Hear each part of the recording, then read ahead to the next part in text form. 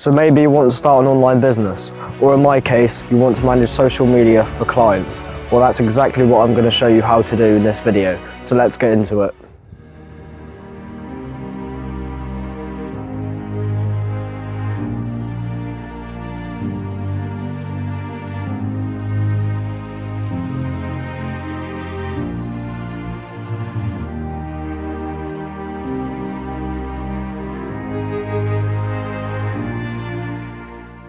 Now, in case you haven't watched the last video, I'll reiterate what I said on it about how I started social media management and why I started it. Now, I was 14 years old and I was really interested in business and I wanted to get started with something of my own. And so I spent hours researching the markets and learning what was the most popular, and decided that it's not the best to go with the most popular because that's already saturated. And so I noticed a gap where I saw small businesses that were struggling with their online presence. And this really was the birth of my social media management online. Now, I've never worked with a client before, and with working with that client, it gave me an insight into what it'd be like for the future, as 5 months later of me signing that client, I still made mistakes as I iterated in my last video. Everything from the font colour to the uneasiness on the eye of the videos. I did loads wrong, but that also meant I learnt loads. And that's really helped me to refine my skills and improve as much as I can within the year I've been doing this. Now, I started it because I wanted to start something of my own and I wanted to get into the business world.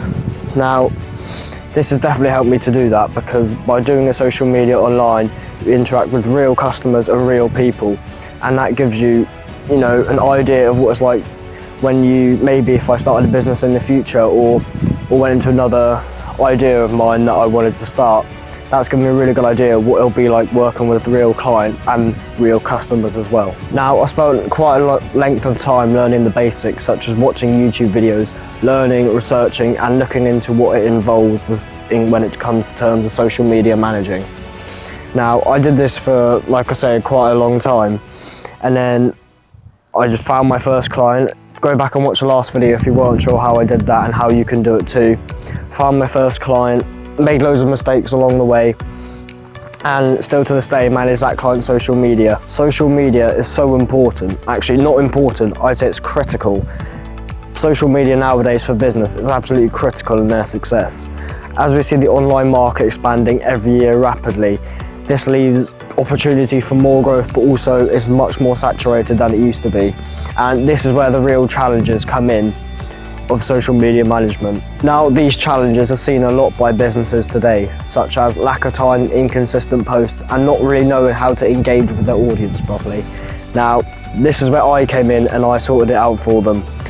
What I would do is all those hours of learning and researching I put into practice. What I'd do was start with quite a simple post and see how much engagement that got, and the engagement that got, I'd go off what they enjoyed the most and what they didn't like, and it's really test and trial until you find a thing that works for that particular business and that particular industry. As every single sector of business is different. Whether it's a cleaning business, that'll be completely different to a catering or cooking business. The company I was working with was a fairly new one, and what they struggled with before was getting a post to boom and also get off the ground with their social media and online presence.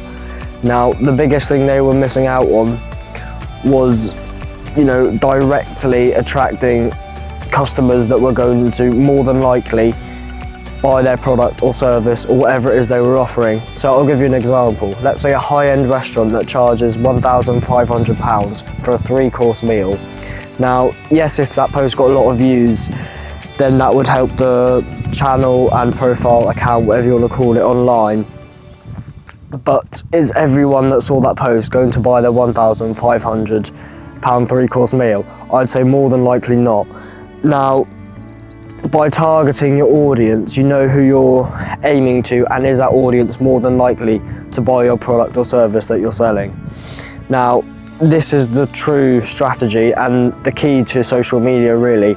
If you can target the people you know you're going to buy off, then that's gonna help boost your business, and also your social media, because they'll stay loyal to you rather than seeing it once and go, that looks like a nice meal. Maybe we should, do something similar to it, but not go to that restaurant exactly. Now, like I say, that really is the key, targeting your audience. If you know you can build a strong and loyal customer and client base, then you should be putting posts that directly link to them. And this is the true way to grow the business and also grow your online presence and social media. And the skills you learn along the way will help see you throughout life as the online market is expanding constantly, as I mentioned, such as content creation, looking at analytics, and also the, strategy and engagement ideas that you have to put together to make sure your post will work. Now, you can use all sorts of tools and software to help you schedule your posts and get them off the ground and build your online presence and social media for that business, whether it's for, like I say, a restaurant, or it could be for a cleaning company, it could be for absolutely anything. Every business nowadays uses social media to increase their sales, but also engagement. Now, if you're looking how to get your first client, then that will be more detailed in my previous video, and it's called From 14 to First Client, so feel free to go watch that one after this. It to you in 2 words, it's called cold outreach. Now, this could be email, calling, Instagram DMs, any way you can communicate with a business. Now, most businesses won't reply, and most will just ignore it. But if you get some that reply, no thank you, we're not looking for this, which I certainly did a lot of the time, then you can send them a survey afterwards asking, how was my approach? Did it feel friendly? Do I feel like we could work together if this had changed or if this had changed? Now, by doing this, you get an insight to what businesses think of you, and that's ultimately who you're looking as a client for. That's who you're looking for a client, sorry. Now, that's really the main idea of it. You have to look for them. You can't just wait for them to come to you, because, to be honest, they probably won't. So you have to wait and, be patient with the texts and emails, because it does take them sometimes a while to get back, because, you have to understand they're busy and like that. But that's a quick overview of how you can try and get your first client. Now, this took me quite a while to get my first client, and I'm still working with that client today. So that's a little, quick brief overview of how you can get your first client. Now, when it comes to actually creating the content, yes, you have to do the tailored strategies and tailor your content to your specific audience you're trying to gain attention of. Now, probably the biggest thing and most helpful thing all content creators will agree with you is scheduling posts. Now, by doing this, you know exactly what's going out, at exactly what time, and your profile has a clear structure and there's a clear accuracy of what you're trying to achieve. Now, by doing this, like I say, it can help you direct your post more towards your audience because you know what's going to happen at what time. And this can really help you reach more of your target audience, not just any audience. Like I say, it's not about the views, it's about, is your customer or client or viewer more likely to buy your product or not? And if the answer is no, then you don't want them seeing your posts. And yes, it doesn't hurt to gain more views, I agree. But if there's not going to be an end result to that post, then, you know, it's kind of not pointless to them seeing it, but it degrades the whole idea of reaching more people. So it's not about the people, it's about what people see and how likely they are to buy your product or service that you're selling. Now, you can use all sorts of tools to do this and software and things like that.